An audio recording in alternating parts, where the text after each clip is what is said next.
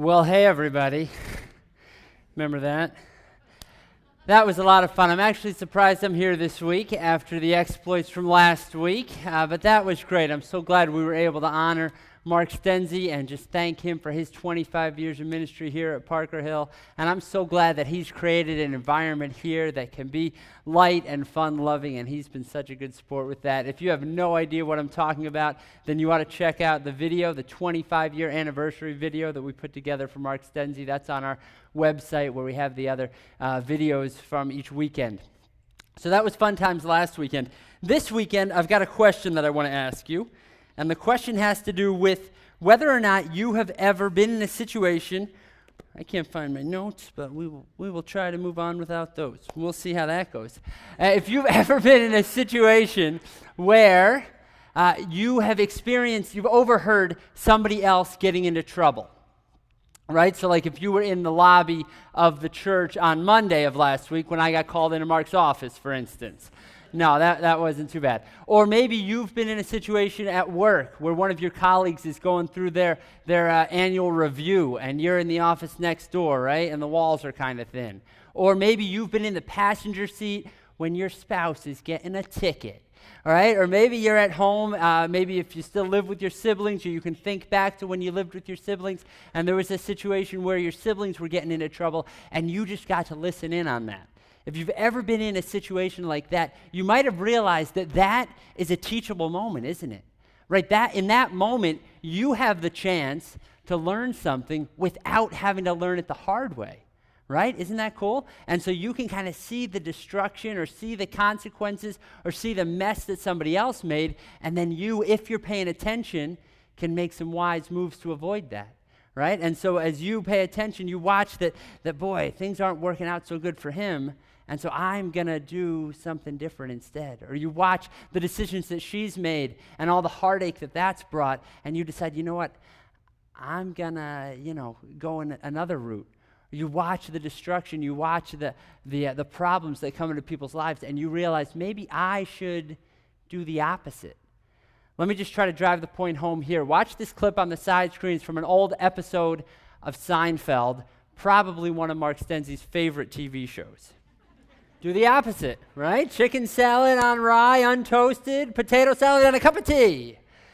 Do the opposite. I think as we look at James, as we look at this passage today, I think what we're going to take out of this is do the opposite. We're going to continue our journey through the book of James. We've been going through a letter from James, one of Jesus' friends. He writes it to the believers in the first century. And in the passage we're going to look at today, he gives some scathing words. He gives a terrible rebuke, probably the strongest words in his entire book. And we get to listen in on that, and then we get to learn without having to learn the hard way. We get to listen in as he brings this rebuke against the wicked wealthy and how they've misused their money. And our motto after hearing this ought to be, do the opposite. All right, it's such an interesting passage. I found my note sheet. You can find yours. James chapter 5. And what I find so interesting about this passage is that James isn't actually writing this section to the believers, right? The whole letter is to the Christians, but there are these occasions where he kind of lets the believers just listen in as he addresses a different audience. And that's what he does here in the first part of chapter 5. He's addressing the wicked wealthy in this section. And here's why I say that. Earlier in the book, and you know this from the times we've read through it together, in chapter 2, when he's talking about favoritism, he mentions the fact that the rich are oppressing the believers.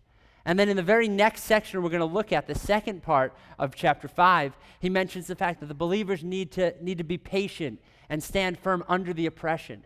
But in this section, in James 5, 1 through 6, he directly talks to those that are rich, and he lets us know what not to do with our money. And as he brings this scathing rebuke against them, you and I ought to be thinking, how can I do the opposite?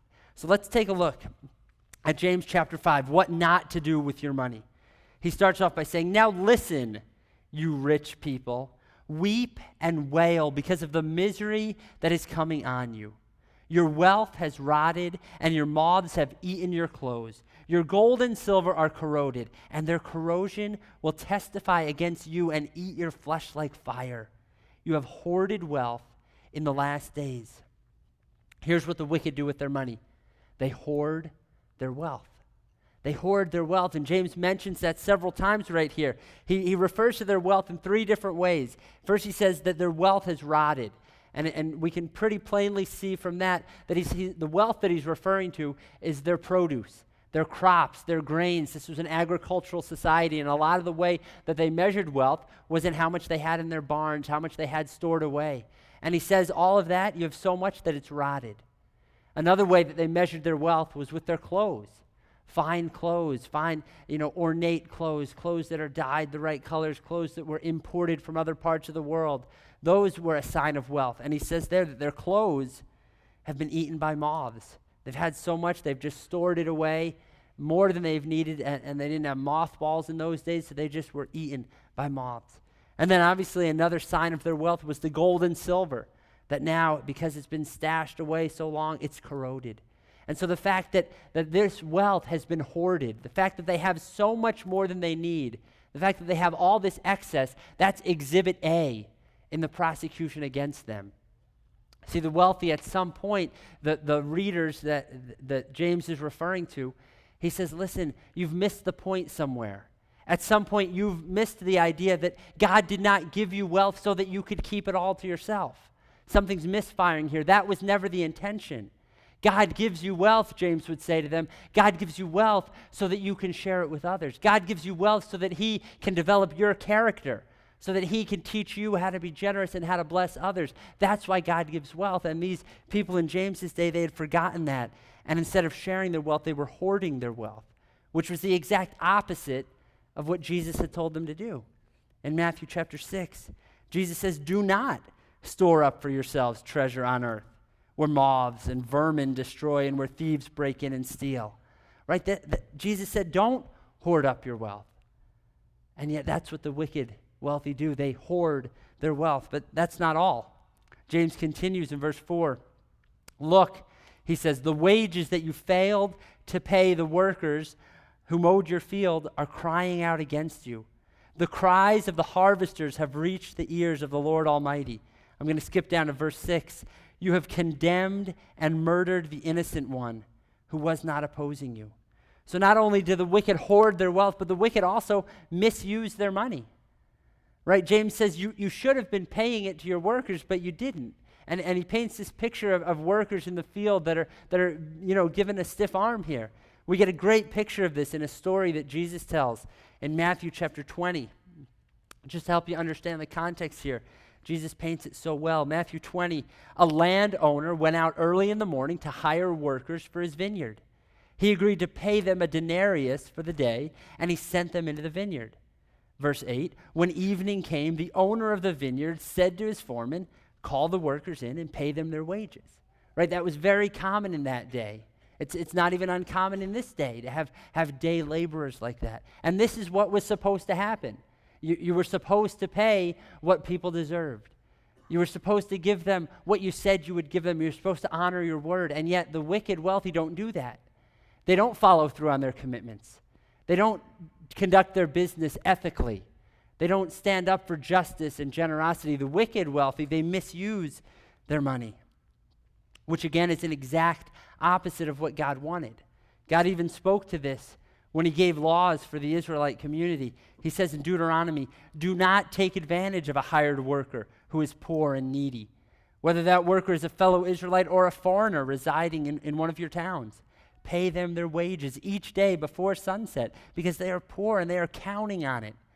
Otherwise, they may cry out to the Lord against you, and you will be guilty of sin. This is not what God intended. God never intended the wealthy to hoard their wealth. He never intended them to misuse their money. And then finally, the third thing that the wicked wealthy will do is indulge themselves. Verse 5, you have lived on the earth in luxury and self-indulgence. You have fattened yourselves in the day of slaughter. The wicked wealthy indulge themselves. Somewhere along the way, they got the idea that what they earned and what they received as a blessing from God was to be kept for themselves instead of shared with others. And so they would live in luxury. They would make sure they were comfortable. They would take care of themselves at the exclusion of others. And again, that's not at all what God had in mind. That's not why he provides wealth to people. That's not why he brings blessing. And James brings this condemnation, and I love the picture there. He says, you fattened yourselves, and little do you know that the day of slaughter is coming. Right? We can all imagine which animals go first on the day of slaughter, right? It's the fattest ones. It's the ones that are ripe. And little did the people know that not 25 years from the time that James is writing this letter, but the slaughter would come. In the year 70 A.D., General Titus from the Roman Empire comes and destroys the city of Jerusalem. And James and all the people that were reading this that still lived in Jerusalem, they're destroyed. And the city is destroyed. And the wealth that had been hoarded, the wealth that had been gained by all these wicked wealthy, it's all gone just 25 years after James writes these words. And the history of Israel is so striking as you think about what James has been writing to them. Right? Just last week we looked at the passage that says, life is short. Your time is fleeting. Your time is brief and uncertain. Little did they know, just 20 years later, they would be destroyed. And now he says, no sense in hoarding your wealth. No sense in keeping that to yourself. You need to share that. And little did they know that before long, their day would come. And so James, he brings this scathing rebuke against the wicked wealthy who've hoarded their wealth, who've misused their money, who've indulged themselves. Really, James is just expounding on what he had heard Jesus say. And I'll read these words again. Do not store up for yourselves treasures on earth, where moth and vermin destroy and where thieves break in and steal. But, Jesus says, do the opposite. Store up for yourselves treasure in heaven, where moth and rust do not destroy and where thieves do not break in and steal. For where your treasure is, there your heart will be also. So if this is what the wicked are being condemned for, what if you and I did the opposite? I brought some tools from, some home improvement projects. Maybe this will help you. Be a funnel, not a sponge. Right? When it comes to using your wealth, when it comes to using the blessings that God's given you, be a funnel, not a sponge. The wicked wealthy, they're like the sponge. They use their wealth for themselves. They indulge themselves. They hoard their wealth. And yet what God's hoping for is funnels. As he pours blessings and resources and opportunities in one end, it all, sooner or later, comes out the other end. And this would be what I want you to remember. Be a funnel, not a sponge. When it comes to how you're going to put your faith in motion, how you're going to put your money in motion, be a funnel, not a sponge. Do the opposite. And so let's look at what that might be. What might it be? Instead of hoarding your wealth, what if we were to share the wealth? You and I have the opportunity to share the wealth. Whatever God gives to us, we have the opportunity to spread that around. And I want to share with you some ways that you've been doing that and the impact that that's been having. And I'll be the first to say there are so many ways that you could do this. I'm just going to touch on a few that I'm so excited about. I want to share about how so many of you have been sharing your wealth with students in Kenya. We've been sponsoring students in Kenya for several years now. And because you have been sharing your wealth, 71 students have graduated from high school because of your sponsorship. And right now, 120 students are in school because of sponsorship from the people at Parker Hill. That's unbelievable. Every month, $468 goes from Northeast Pennsylvania to Karagoto, Kenya. Over the course of the year, that's more than $56,000. You are sharing your wealth with those who need it. And you are empowering others to continue forward in their education. And let me tell you the impact that that's having just in our village of Karagoto where we partner. Let me explain to you, one of the tests that is extremely important in Kenya is called the KPCE test. And the students take it when they finish 8th grade. And they study for months for this test. The test itself takes nearly a month of testing. And then however they do on that test, that determines what kind of school they'll go to. It really sets them on a path. And if you can score a 300 or above on that test, you are on a very good track. 300 is very rare. 10% of students in all of Kenya are scoring a 300 or above. And in fact, when Parker Hill started working in Karagoto, when our partners at the 410 Bridge started working all over Kenya, the schools there were about the same. About a 10% ratio. In fact, there were 5 schools that have never had anyone score a 300. So this is a big deal. Let me tell you how the students in Carrigoda that you are supporting with your sponsorship. After a few years of sponsorship, in 2010, 1 out of 7 kids was now getting a 300 or better, so a little better than 10%. But in 2012, nearly 1 out of every 2 students, 15 out of 32 students that took the test that year got a 300 or above. Last year, get this, 25 8th graders in Carrigoda, all sponsored by Parker Hill, 25 scored 300 or above and are now going to some of the best schools in the area.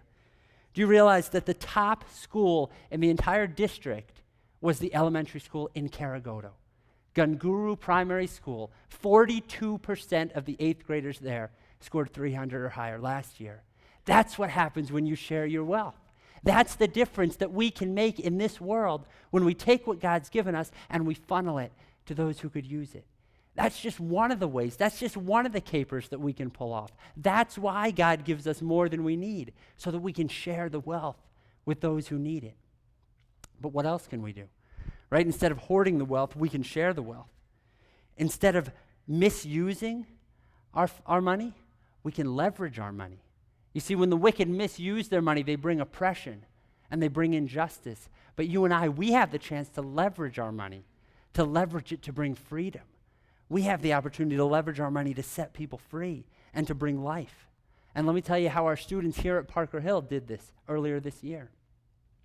For you to understand this story, you need to understand a heartbreaking situation that's going on in Haiti. There's something that's just understood in the community called Restavik. Restavik is a system that's widely accepted throughout Haiti, much like slavery used to be accepted in our country. Restavik is a situation where children that would otherwise be orphans are taken into homes. And so on the outside, it looks good. It looks like someone's taking care of them. But what's really happening is they're not taken in as sons and daughters. They're taken in as domestic slaves. And they're not given education. They're not given sanitary living conditions. They're not given enough food and water. And they're slaves in these homes. And it's widespread throughout Haiti. And there's an organization called the Restavik Freedom Foundation that's trying to end this system and trying to bring about social change in the country of Haiti. And our students, our middle school and high school students, last year got connected with the Restavik Freedom Foundation. And our students fasted for 30 hours and raised money for the Restavik Freedom Foundation. They raised more than double of what they set out to raise. They raised $19,811 and sent it to Haiti.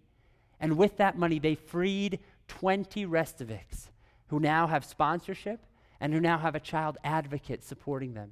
Also with that money, they helped the Restavik Transition Home, which is a home where some of the most abused, the worst case scenarios are taken out of that Restavik situation and are put in a home where they can now be cared for and they can rebuild a life. And our students raised nearly $20,000.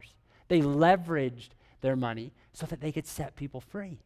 You see, that's what we have the chance to do. This is a poster that we just received from the Restavik Freedom Foundation. Let me read to you just the opening paragraph of a letter. Dear Parker Hill Community Church and your student family, thank you for having a heart for children in Haiti and for deciding to focus so much of your attention and efforts on raising an unbelievable sum of money for the Restavik Freedom Foundation and the Child Advocacy Program. We are so proud of you and your achievements through the 30-hour fast for freedom. Congratulations on far surpassing your goal and for providing education opportunity to so many at-risk children in Haiti. Through your efforts, you are standing up for freedom for all the children in Haiti. See, that's what we have the chance to do when we leverage our money.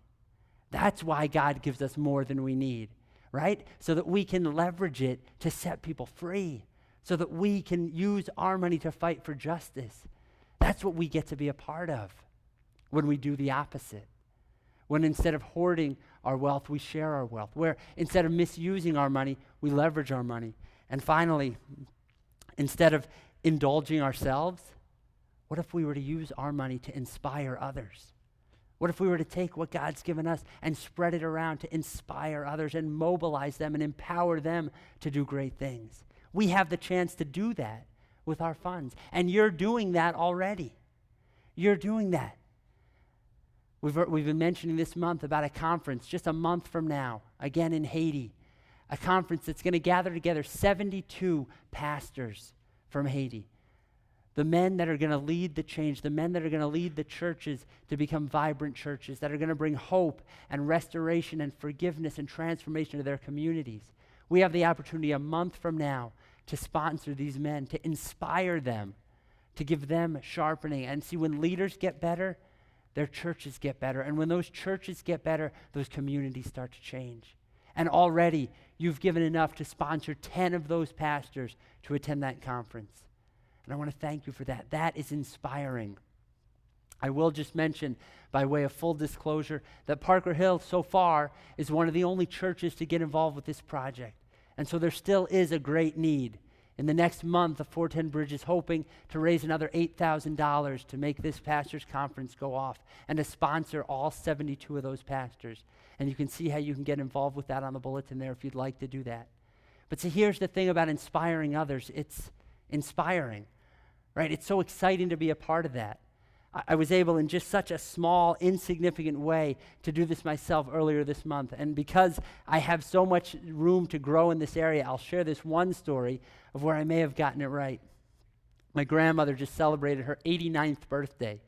And as my wife and I like to do, we called her up on her birthday, and as corny as it is, we sing happy birthday over the phone, and she got a kick out of that. And she mentioned like 2 or 3 times on the phone call that she didn't get a birthday cake that year.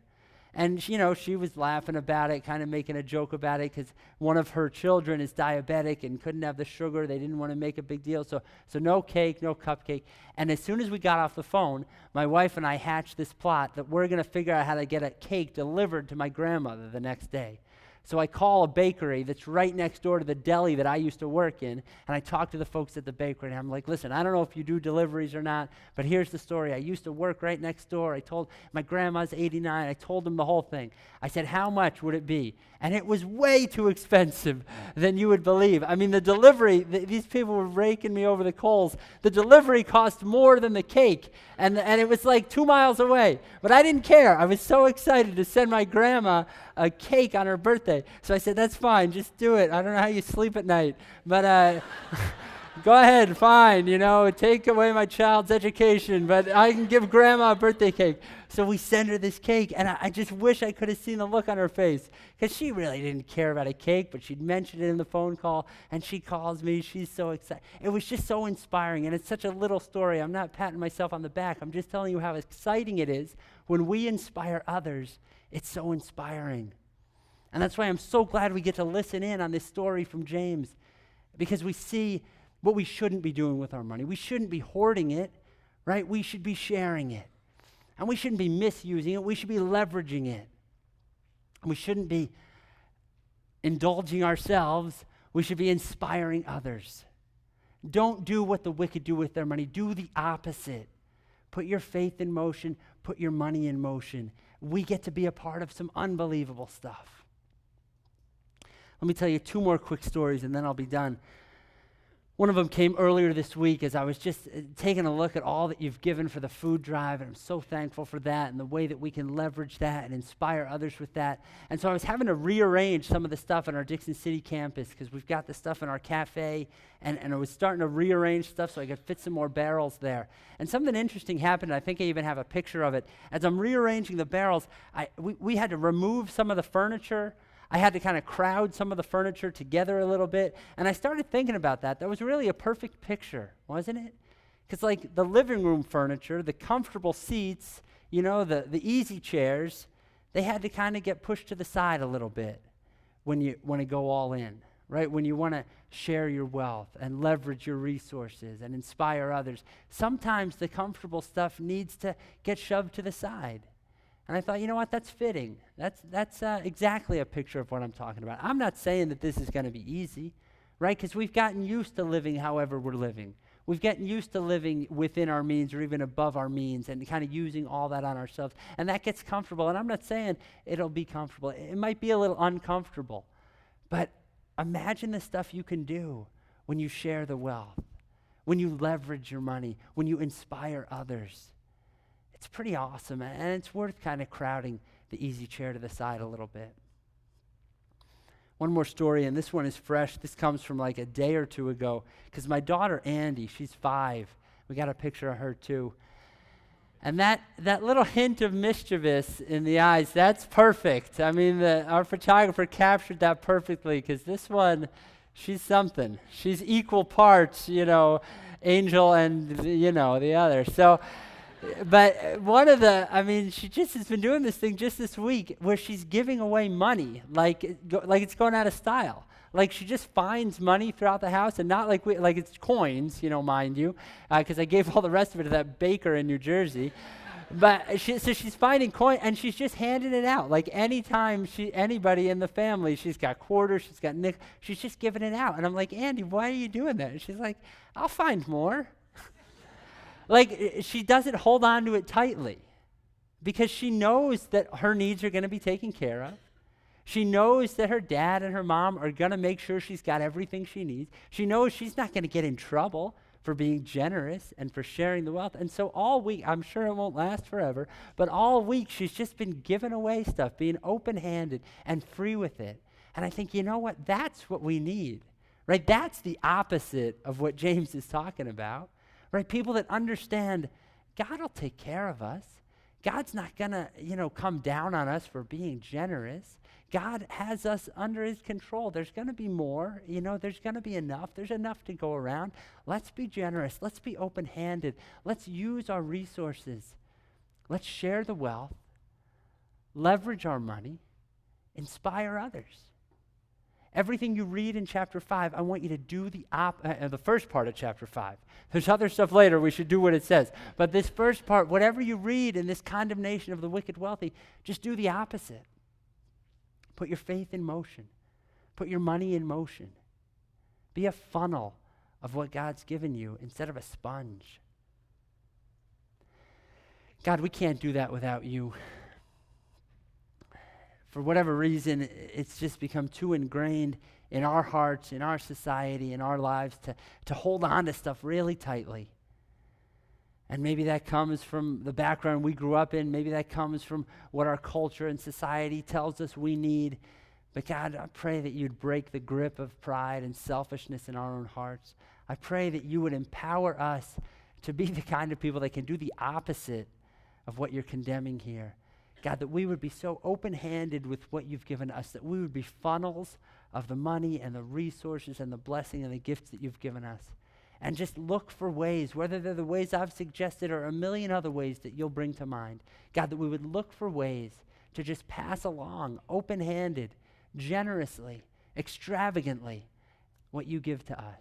Help us to be a part of just these amazing capers that we can pull off, of blessing people, of helping these students to excel in school, of setting those Haitian children free, of empowering those Haitian pastors to lead their churches, to bring transformation to that country. God, help us to take what you've given us and to funnel it into the world, into this region. God, may the words of condemnation not be said of us. In your name I pray, amen.